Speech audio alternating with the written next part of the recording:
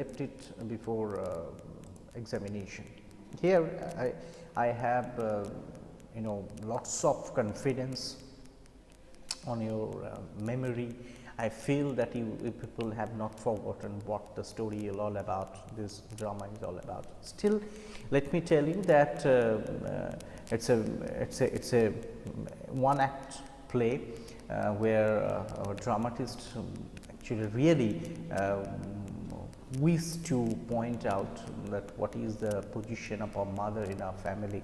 And here Mother's Day, the mother is Mrs. Annie Pearson, and actually she is having problem. The problem is that her son, daughter and even husband, they do not have any regard towards they do not have any regards for her.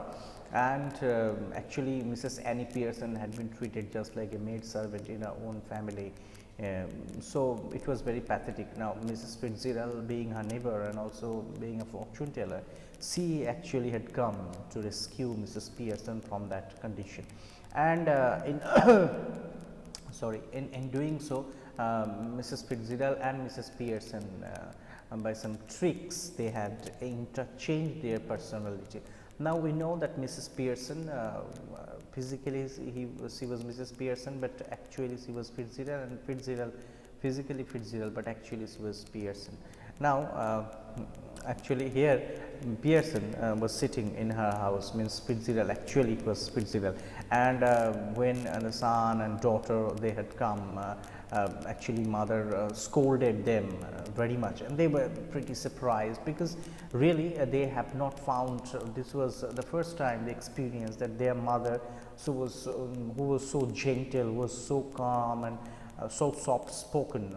Somehow it happened that she had been all changed, and they could not find out what happened to their mother. Not only that, we saw that her husband also entered, and the husband also criticized by the wife, and the husband also was pretty surprised. Now when the husband came, we should start from there, that when the husband came, the husband saw that wife was drinking, she was taking stout, and the husband was very much surprised. So let us continue from here, page number 44, at 2 or 3 speeches that we had completed. That here, George, stout, Mrs. Pearson, yes. Now George, amazed, what are you drinking stout for? Now Pearson, because I fancied some. Fancied means I imagined, I wish to have some. Wife was telling, at this time of day, the husband was telling, at this time of day you were just drinking. Now the wife was telling, yes, what's wrong with it at this time of day? And up to this we had completed. Yes, I had completed up to this, as I marked my book that before examination. Here we had completed. So let's start. Better to say, let's resume. Now George, here the husband, bewildered. George was very much surprised to see that his wife was drinking. Nothing, I suppose, Annie, but I have never seen you it before. I have never seen you do it before. Being surprised, the husband was telling to the wife, what you were telling, I have not seen you before drinking. I have not seen you drinking before. Now wife is saying, well, you were saying me now. Wife was so casual, she was not feeling guilty at all, because we must not be confused. She is rough and tough, Mrs. Fitzgerald. She is not his real wife.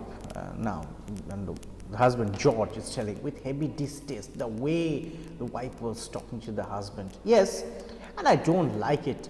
It doesn't look right. I'm surprised at you. I know the husband is getting angry. Why not? If when the husband comes home and if he finds that wife is drinking, I feel that a husband must be angry. So here this is not unusual. If George is angry, there is nothing unusual in her behavior.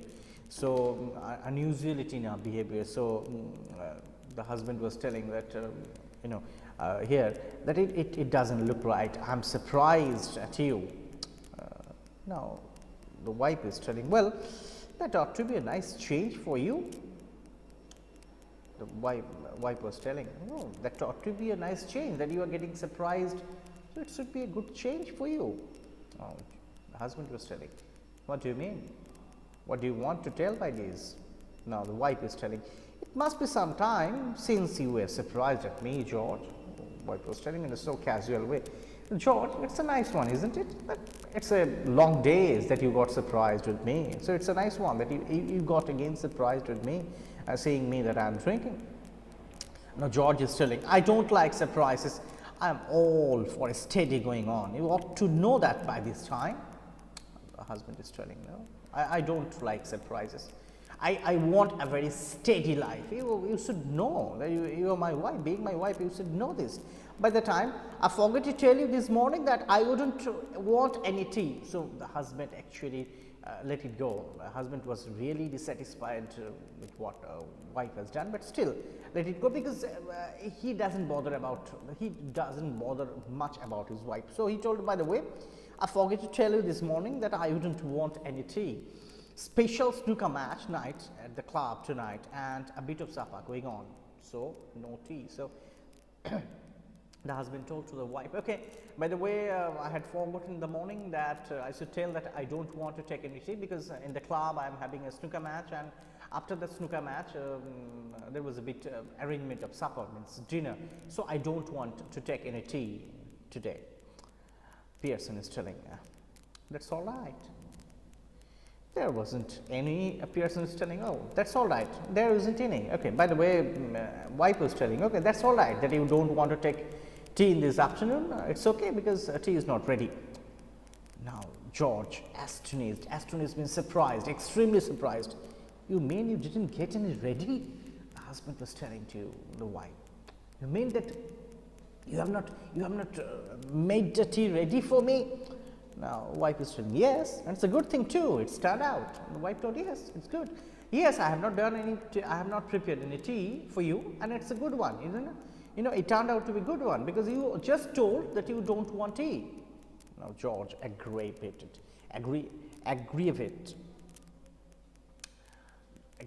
means getting so much angry. That's all very well, but suppose I had wanted some. Now the husband actually could not tolerate this, because every time whenever the husband actually used to come home, he was very much used to get tea then and there, and wife is telling that despite knowing that she would not, despite knowing that whether husband would take tea or not, the wife had not prepared tea. So and the husband is getting angry. Suppose I have told you right now, the husband wanted to tell that beforehand you did not know that I would not take tea this time. So you did not know this. So suppose if I would take tea, then what would happen? You had not prepared tea for me. Now wife is telling, my goodness, listen to the man, annoyed because I don't get a tea for him that he doesn't even want. And the wife, the wife was not in apologetic mode. The wife was telling, listen, this man, what you are telling, you told that you would not take any tea, and I have not prepared any tea, so why you are getting annoyed with this? You ever tried that at the club? Wife is telling, have you tried this type of thing at the club? That you go to your nightclub, you play a snooker match there, you take dinner there, all these things. So have you ever tried at the club? No, the husband it did not become clear to the husband. The husband asked, tried what at the club? What do you mean? The husband wanted this to the wife, actually wanted to know from this, from his wife. What do you feel? Tried what at club? Now wife is telling, going up to the bar and telling them you don't want a glass of beer, but you were annoyed because they haven't already poured it out. The wife had given an example to the husband. They do one thing. Have you ever tried this? That you should go to the bar of your club and you become angry because you should tell them that you do not know any, you do not want any beer, but you must be annoyed because why they have not poured the beer into the glass. Have you ever tried this? Try that on them and see what you get. the wife is telling. Go and do the same thing in the club, as he has told this to her husband, and tell and just see what you get from there. The husband, I don't know what you are talking about. The husband is getting angry. First thing, the tea was not prepared, though he did not take the tea, but it was prestige of the husband, something like this, that the husband wants that whenever I should get home, tea should be prepared, food should be prepared for him. Yes, whether you take or not, it's a different story, but it should be prepared by that time. It was not prepared, so the husband was annoyed by that time. And I don't know what, and now the wife was also told the husband that you should go and try the same thing in your club and see what type of answer you get from them. George, I don't know what you are talking about. He was getting angry and wanted to know from his wife, that, what do you want to tell? Now, Pearson, they would laugh at you even more than they do now. The wife was telling us that is a pretty harsh thing to the husband. The wife was telling that they would laugh at you more than they do now. So the wife told the husband that generally whenever you go to your club, the other people in your club, they laugh at you, they make joke out of you, they don't give any regard and respect towards you. At your back, they laugh at you. George told, indignantly means losing her patience, in being impatient. Laugh at me? They don't laugh at me.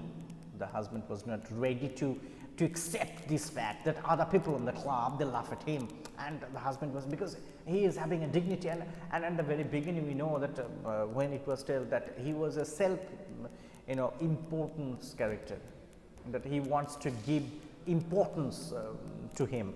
So when wife told such insulting things that other people laugh at you in the club, actually the husband was not ready to accept it. Now wife is telling, of course they do.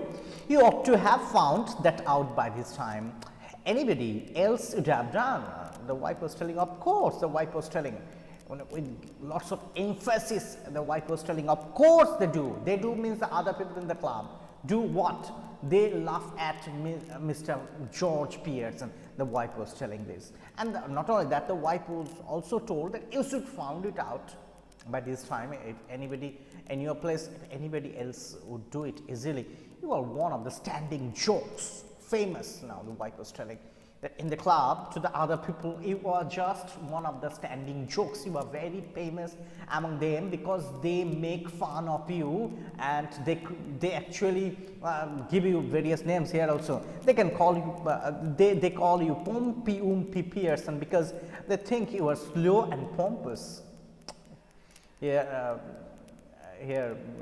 the wife told that not only they laugh at you, but also they had given you a name, and your nickname is Pompey Pearson. Why? Because they think you are slow and pompous. Pompous means fat. So you are fatty, you are slow, and that is the reason that they call you Pompey Pearson. Mrs. Fitzgerald means actually here Mrs. Pearson. So she was looking like Pearson.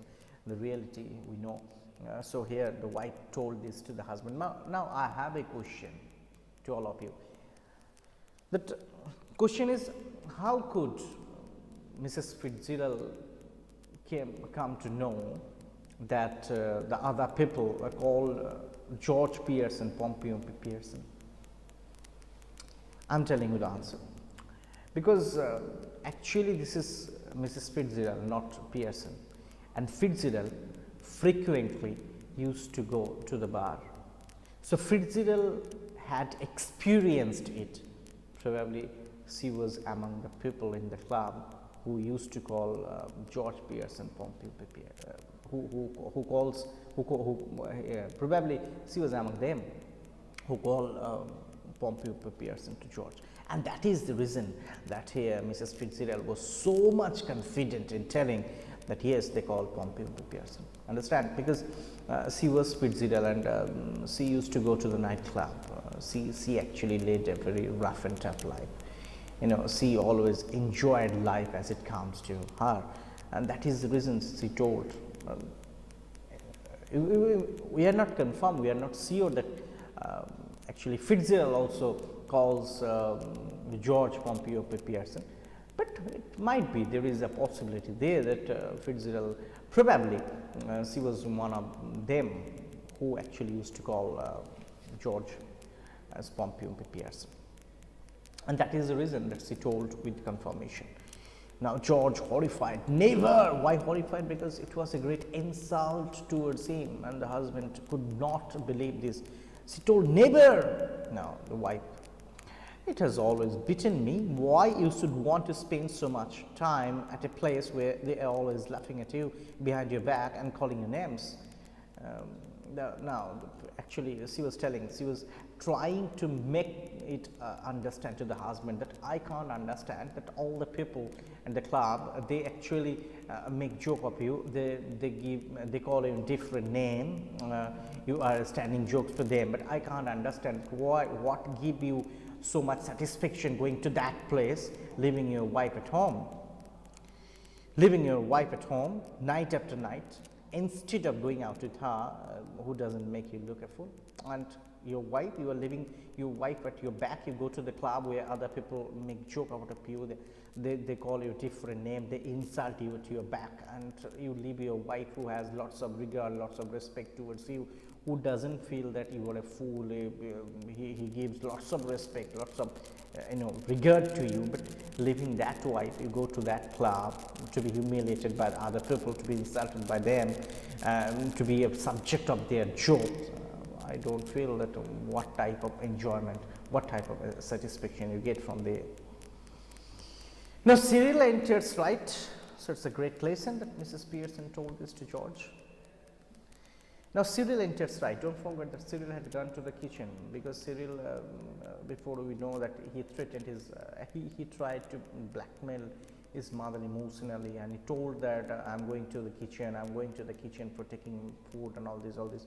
And mother actually was not impressed at all, and mother told him, yes, you go, try to help yourself. And that is the reason that Cyril went to the kitchen for taking food. And now Cyril came with a glass of milk in one hand and a thick slice of cake in the other. Cyril came, in one glass there was a glass of milk, in one hand there was a glass of milk, other hand it's a thick slice of cake in her hand. George, almost dazed, turns to him appealingly. George was so much surprised, and actually George was looking towards his son, because George wanted his son to support him. Oh George, here Cyril, you have been with me to the club once or twice. Now George wanted Cyril to support. It's a question of humiliation, If it's true that other people call George in a different name, they actually laugh at his back. It's a great insult. So George actually wanted somebody to support, wanted somebody to confirm that the fact what his wife was telling to him, it was absolutely wrong. That is why George here Cyril, George was telling to his son, Cyril, you have been with me to the club once or twice. They don't laugh at me and call me Pompeo Pearson, do they? So the father was asking these to the son, because he wanted to be confirmed that the son should say that no, father, it's a wrong thing, it's a wrong information, it's a false, there is no truth in it. He wanted his son should say like this. Now Cyril embarrassed, hesitated. Now Cyril actually could not understand what to tell, because Cyril also had gone with his father in the club, so Cyril knows what is wrong, what is right. Now angrily, go on, tell me, do they? Here actually Mr. George Pearson, he was getting so much impatient, because he wanted his son should say that yes, it's totally wrong thing. And that is why he was charging his son. Tell me, do they? Now Cyril embarrassed. Now Cyril, well, yes, Dad, I'm afraid they do. Now Cyril told this to his father. Dad, I'm afraid. But Cyril confirmed that yes, what he was telling, it was absolutely true. The other people in the club, they call George Pearson as Pompeo Pearson. They make joke out of him. It was absolutely true. The son confirmed it. George slowly looks from one to the other. one to the other, means George was looking once to Cyril and then to Pearson, means his wife, and staggered. Staggered means as if he was shocked, he was stabbed. George said, well, I'll be damned. I'm damned. I have to tell you, damned, I'm finished. And George was telling.